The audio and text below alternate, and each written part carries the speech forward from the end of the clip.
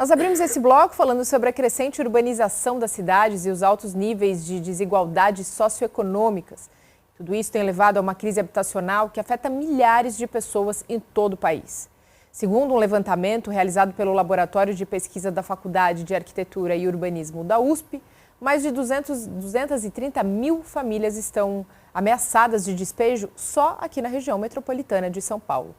Essas possíveis desocupações colocam em evidência uma série de questões que envolvem não apenas o acesso à moradia, mas também os direitos humanos, a justiça social e também a função do Estado. Por esse motivo, a Defensoria Pública atua na defesa dos interesses dessas comunidades e trabalha na busca por soluções mais justas e humanitárias para esse problema habitacional. Para falar mais sobre esse assunto, no quadro Fala Defensoria de hoje, nós recebemos a defensora pública Thaísa Nunes Vieira Pinheiro, coordenadora do Núcleo Especializado de Habitação e Urbanismo da Defensoria. Ótimo dia, seja bem-vinda. Obrigada, bom dia. Bom dia. Thaísa, comece explicando para a gente o que é e o que envolve o direito à moradia. Tradicionalmente, as reintegrações de posse elas eram definidas com base no direito de propriedade. E as questões relacionadas à função social, as questões relacionadas à destinação desse imóvel, o acesso à moradia, também é garantida como um direito fundamental. E estão previstas na Constituição, mas elas acabavam sendo relegadas para segundo plano ou eram inteiramente desconsideradas. E essa forma de tratamento dos conflitos fundiários era muito desfavorável às pessoas atendidas pela Defensoria Pública, as pessoas vulneráveis que são excluídas do mercado formal, que não têm acesso à aquisição de um imóvel por escritura pública, compra e venda, e tem a sua defesa jurídica muito relacionada a essas matérias, que constituem ali a função social de cada imóvel. Quando a gente ouve falar naqueles processos de desocupação coletiva, por exemplo, como que isso se dá? A pandemia foi um marco no tratamento desses processos, porque, sobretudo a partir da pandemia, as desocupações coletivas permaneceram suspensas durante a fase mais aguda da crise sanitária. E, na última decisão, o Supremo Tribunal Federal determinou a criação de um regime de transição para que essas desocupações voltassem a acontecer da forma menos traumática possível. E uma das premissas, das determinações desse regime de transição foi a criação das comissões de conflitos fundiários, de soluções fundiárias. Então, atualmente, todos os despejos coletivos precisam passar por esse regime de transição, que incluem uma visita técnica feita pelos juízes do caso, que viabilizam ali uma forma de acesso direto à população atingida e também uma etapa de negociação, de tentativa de conciliação e tentativa de identificação de uma solução que seja preferencial àquela desocupação forçada.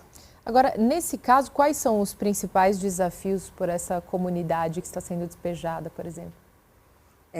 Na verdade, a existência de políticas públicas adequadas a socorrer essas pessoas em maior vulnerabilidade, a socorrer essas pessoas no caso de não ser possível ser alcançado uma negociação dentro da comissão. Porque muitas vezes o que acontece é que essas soluções na comissão elas ficam muito restritas ao âmbito privado, entre o proprietário e as pessoas desalojadas. E seria muito importante que o poder público interviesse de forma a apresentar soluções para essas pessoas, políticas públicas direcionadas a essas pessoas mais vulneráveis que não teriam outra alternativa de moradia quando despejadas. Além dessa questão de alternativa a moradias, a gente sabe que nessas comunidades, muitas vezes que são despejadas, tem crianças, adolescentes. E aí, qual é o tipo de prejuízo que essas crianças, esses jovens sofrem também em meio a todo esse processo, além, claro, das famílias, Esse é um fator que normalmente é considerado na Comissão de Soluções Fundiárias, A quantidade de crianças, a quantidade de pessoas com deficiência, de idosos. E isso é considerado, muitas vezes, para postergar essas desocupações, para não atrasar o ano letivo, né, para identificar ali fatores que são importantes, como a transferência daquelas crianças para outra escola, outra creche, e também para um cadastramento da Secretaria de Assistência Social, no sentido de identificar ali quem são as pessoas que têm direito aos benefícios que já existem nos entes públicos, né, nas 3 esferas do governo. E nos casos do cumprimento da reintegração de posse?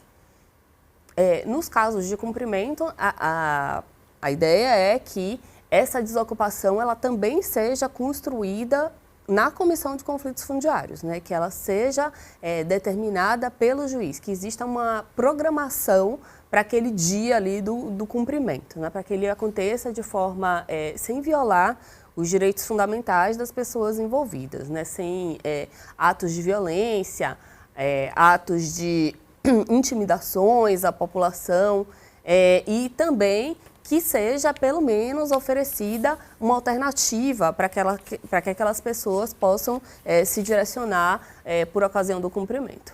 Você comentou aqui algumas vezes com a gente, né, sobre a Comissão de Soluções Fundiárias.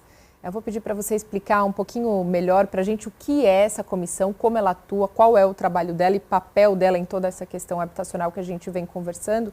Lembrando que ela tem atuação aí de 2 órgãos importantes, um deles é a Defensoria e o outro é o Tribunal de Justiça. Isso. A comissão ela foi formada a partir de uma decisão do Supremo Tribunal Federal e o Tribunal de Justiça implementou essa comissão. A necessidade dessa comissão também foi preconizada, né, pelo CNJ, que avançou no que determinava o Supremo Tribunal Federal, no sentido de que essa seja uma política permanente de tratamento dos conflitos fundiários, né, não somente para os casos que ficaram suspensos durante a pandemia. Então, essa comissão ela é formada por diversos agentes públicos, né, atores públicos, Defensoria Pública, Ministério Público, o juiz do caso participa e tem um juiz que é o mediador ali da comissão. Também participam da comissão a Secretaria de Habitação, Secretaria de Desenvolvimento Social, nas 3 esferas de governo, estadual, federal, municipal. Quem mais participa? São cerca de 20 agentes públicos, né, que participam, e ali é um espaço de diálogo, de construção, sobretudo de alternativas para uma desocupação forçada, é um espaço de mediação e, caso não seja possível alcançar essa desocupação, é possível também construir naquele ambiente, né, formas de desocupação que sejam menos violadoras de direitos humanos. Então, formas de desocupação que sejam voluntárias ou que sejam menos traumáticas, né, que não exijam atos de violência e ponderem ali que existem direitos fundamentais daquelas pessoas que estão sendo atingidas pela desocupação, que coloca de alguma forma, né, a questão no contexto mais amplo do direito à moradia. Falando em direito à moradia, a Defensoria Pública tem um trabalho muito ativo junto a essas questões habitacionais, né? Inclusive junto ali, se comparado entre os principais assuntos procurados, está junto com a defesa dos direitos das mulheres, vem em seguida, se eu não me engano, a ordem, não sei se é primeiro o direito das mulheres, depois a habitação, ou questões habitacionais, primeiro é o direito da mulher, é isso? Na verdade, são direitos paralelos, né? Caminham juntos. A Defensoria tem um núcleo que trata dos direitos das mulheres e eu coordeno o núcleo de habitação e urbanismo. Então, o núcleo de habitação e urbanismo tem atuação em todo o estado de São Paulo, inclusive nas comarcas onde não tem unidade da Defensoria Pública instalada, e atua nas demandas que envolvem a cidade como um todo, o estado como um todo, além de prestar suporte, né, auxiliar os colegas das unidades nas questões de maior complexidade. Aí você comentou, por exemplo, né, dos municípios que não têm uma unidade da Defensoria, né, uma unidade pública, mas que a Defensoria atua também, né? De que forma isso acontece? De que forma essa população pode entrar em contato e pedir também ajuda? A população pode entrar em contato com a Defensoria, né, com o núcleo diretamente, e também uma forma muito recorrente que dá início à nossa atuação, né, de provocação do núcleo, é porque desde 2016 o Código de Processo Civil determina a intervenção obrigatória da Defensoria Pública em todas as reintegrações de posse que envolvem grande número de pessoas em situação de vulnerabilidade. Então, muitas vezes a gente recebe essas intimações e passamos a atuar a partir dali. Thaís, a gente está numa casa de leis, né? As leis que não saem daqui passam por aqui, de todo o nosso estado, que regem todo o estado de São Paulo. E aí vale a gente falar sobre as políticas públicas, quanto elas podem ajudar e mitigar grande parte dos problemas envolvidos em questões habitacionais e de moradia. Elas têm um papel central, na verdade, né? Essas políticas elas precisam voltar os olhos justamente para as pessoas mais vulneráveis, para aquelas pessoas que não conseguem sozinha ter acesso à moradia. E precisam ser adequadas para esse fim, né? E é por isso que a gente defende muito que as políticas precisam prioritariamente pensar em manter as pessoas, né, no local onde elas já estão. No local onde elas construíram suas moradias, né, porque foram excluídas ali do regime formal, excluídas da cidade legalizada e construíram suas moradias da forma como foi possível. Então, prioritariamente, é necessário pensar na regularização fundiária como uma solução prioritária para outras políticas públicas de moradia que têm como foco a remoção. Então, acho que elas têm um papel central assim, na solução desse problema, né? Mas ainda tem alguns eixos que precisam avançar bastante nessa questão da regularização fundiária, principalmente aqui no estado. Com certeza, né? Com certeza. Acho que pensar essa política justamente para acolher essas pessoas mais vulneráveis, né? Pensar políticas de regularização não somente para aquelas comunidades que já estão num nível mais avançado, né, que já tem os serviços públicos, já tem determinadas as obras de infraestrutura, mas, sobretudo, pensar na regularização fundiária como uma solução para os conflitos fundiários, justamente para as comunidades que mais precisam, justamente para aquelas pessoas que estão ali envolvidas em conflitos fundiários, para aquelas pessoas que têm ali a necessidade da realização de obras de infraestrutura como um componente necessário para a regularização daquela determinada área. Acho que essa seria um foco fundamental de uma política de moradia que fosse eficiente para as pessoas que mais precisam, né? As pessoas mais vulneráveis. Thaís, a gente agradece demais a sua participação hoje aqui no Estúdio Olesp. Hoje nós conversamos com Thaíssa Nunes Vieira Pinheiro, defensora pública. Só lembra pra gente, então, mais uma vez, antes de finalizar, os canais da Defensoria Pública.